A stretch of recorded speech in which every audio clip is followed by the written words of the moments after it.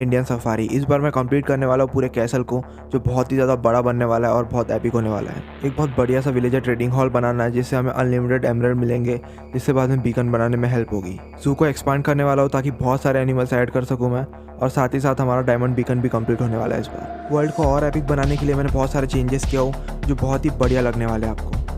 तो जिसने अभी तक लाइक नहीं किया है क्या कर रहे हो, लाइक कर दो। लाइक हम रखते हैं 51,000 एंड आप सब्सक्राइब कर सकते हो पूरे वीडियो को देखने के बाद, क्योंकि वीडियो में बहुत कुछ है। डे 601 में अपने एक्वेरियम के ऊपर खड़ा था और मैं जस्ट आजू बाजू का एरिया देख रहा था कि मुझे क्या बनाना चाहिए। वैसे मुझे पता है क्या बनाना है, बट एक बार देखना तो चाहिए। तो मैं आता हूँ एंट्रेंस में और जू के सामने खड़ा था फ्लिक एम्पायर।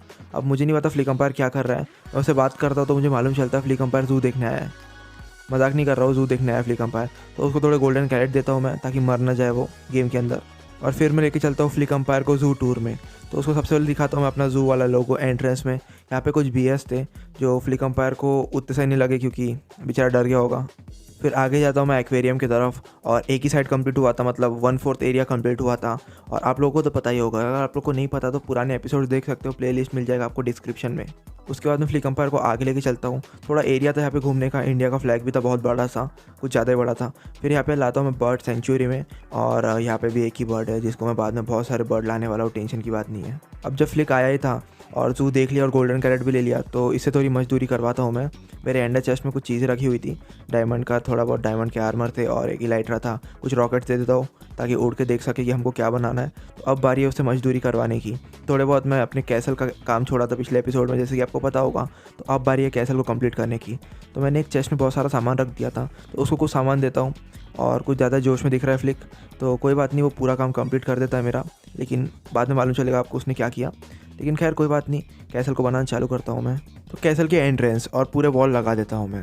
लेकिन उसके बाद मुझे मालूम चलता है फ्लिक भाग गया है। मुझे नहीं पता क्यों भाग गया, शायद फ्लिक को बहुत काम लगा, पर कोई बात नहीं, फ्लिक भाई के लिए एक लाइक तो बनता है। इतना काम किया उसने मेरे लिए। और आप लोग चाहते हो फ्लिक भाई अगले एपिसोड्स में आए तो एक बार लाइक कर देना और कमेंट करके बताना, अगले एपिसोड्स में भी आ जाएगा फ्लिक। फ्लिक तो चलेगा लेकिन पता नहीं कंकाल आ गया, क्या पता फ्लिक का ही कंकाल हो। मजाक कर रहा हूँ, ऐसा कुछ नहीं है। तो मैंने कैसल को थोड़ा बहुत डिवाइड कर दिया था।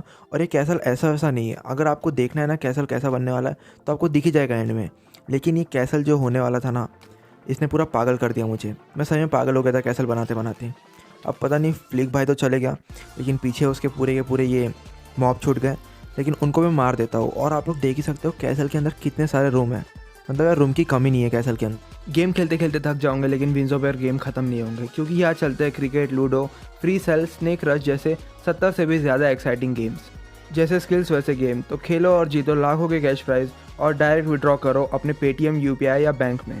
सिर्फ गेमिंग नहीं, शॉपिंग भी करो। विंजो स्टोर पर मिलते हैं asphalt, Minecraft, free fire games की करेंसी सबसे सस्ते दाम पर, और बिग बाजार, डोमिनोज, मिंत्रा, हॉटस्टार, गाने जैसे बड़े ब्रांड्स के डिस्काउंट कूपन भी।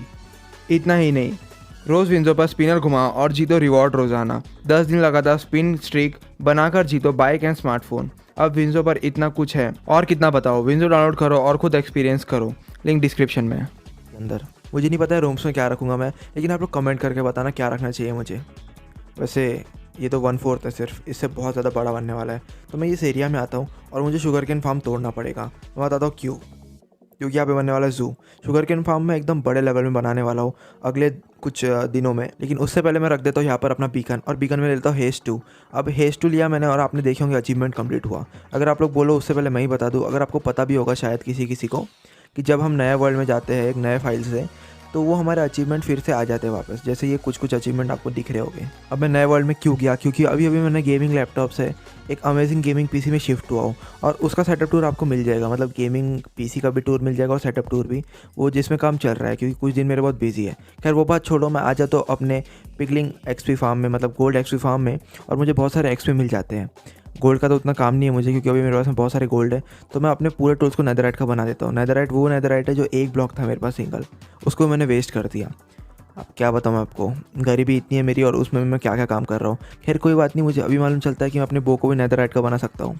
मतलब क्या मजाक चालू है। लेकिन मैंने नेदरराइट का इसलिए बनाया क्योंकि अब इतने दिन हो गए नेदरराइट का मेरे पास में टूल्स नहीं थे पूरे के पूरे फुली मैक्स्ड। अभी तक हो नहीं बनाया मैंने, हो भी बनाऊंगा, टेंशन नहीं है। मेरे पास 2-3 स्पंजेस थे, तो स्पंजेस को मैं लगाता हूँ पानी सुखाने के लिए, और ये बेस्ट चीज़ है यार, सेटिस्फैक्शन मिलता है इससे। कुछ पानी बच जाता है, उसको मैं आराम से सुखा देता हूँ स्पंज को बार बार ऐसे, मतलब फर्नेस में डाल के। आप नेदर में भी जा सकते हो, और पूरे एरिया को फ्लैट कर देता हूँ। इससे मेरे पता नहीं कितने दिन चले गए, लेकिन जो चीज़ मैंने अभी किया हो ना, इससे मेरे कितने एपिसोड अच्छे जाने वाले हैं। गन पाउडर फार्म, मतलब मेनली गन पाउडर फार्म है, उसके ऊपर खड़ा था मैं थोड़ा बहुत गन पाउडर इकट्ठा करने के लिए, और फिर से लग जाता हूँ अपने काम में, और फिर से मेरा टूल रिपेयर करने के लिए चले जाता है। बार बार रिपेयर इसलिए कर रहा हूँ मैं क्योंकि इतना काम करना पड़ता है, और आपको तो पता है। लेकिन फाइनली पूरा काम कंप्लीट हो जाता है, और यहाँ से बीकन को मैं शिफ्ट कर देता हूँ। अब यहाँ पे बीकन का कोई काम नहीं है, यहाँ पे कुछ और लगेगा और कुछ और बनेगा। तो मैं ऐसे एंट्रेंस को खोल देता हूँ यहाँ पर, और वो सब तो हो गया। लेकिन मैंने नोटिस किया ये जो ब्रिज है ना, ये जंगल वुड का है, और जंगल वुड एकदम फीका लगता है तो बहुत अच्छा, पर फीका लगता है। तो अब बारी है स्प्रूस को ऐड करने की। इतना सब मैंने स्प्रूस से किया हूँ, तो अब स्प्रूस अच्छा लगता है ना स्टोन के साथ, आपको भी पता होगा। और आप में से कितनों का फेवरेट स्प्रूस है बताना कमेंट करके। तो मैं कुछ स्लैब्स और बाकी सारी चीज़ें बना लेता हूँ और निकल लेता हूँ अपने काम पर। अब देखो यहाँ पे मैं बनाने वाला बहुत बड़ा वाला ब्रिज। पिछली बार मैंने छोटा बनाया था, और अभी मैं बड़ी बड़ी चीज़ें बना रहा हूँ, जैसे खास करके कैसल।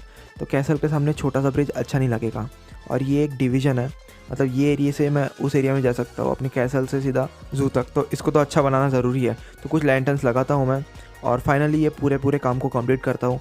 कुछ लगा देता हूँ मैं यहाँ पे फेंसेस, थोड़े मॉडिफाइड वाले फेंसेस थे जो दिखने में और भी अच्छे लगते हैं। और एक बार लुक देखो यार आप, एक्चुअली इसका लुक इतना अच्छा क्यों लग रहा है, क्योंकि मैं शेडर में हूँ। और आप लोग कमेंट करके बताओ शेडर में खेलूँ कि नहीं अगले एपिसोड्स। शेडर में बहुत ज़्यादा एपिक लग रहा है। और यार ये शेडर थोड़ा हैवी शेडर थे, इसलिए मैंने अभी तक यूज़ नहीं किया था, लेकिन अब मुझे मालूम चला इतने अच्छे शेडर हैं।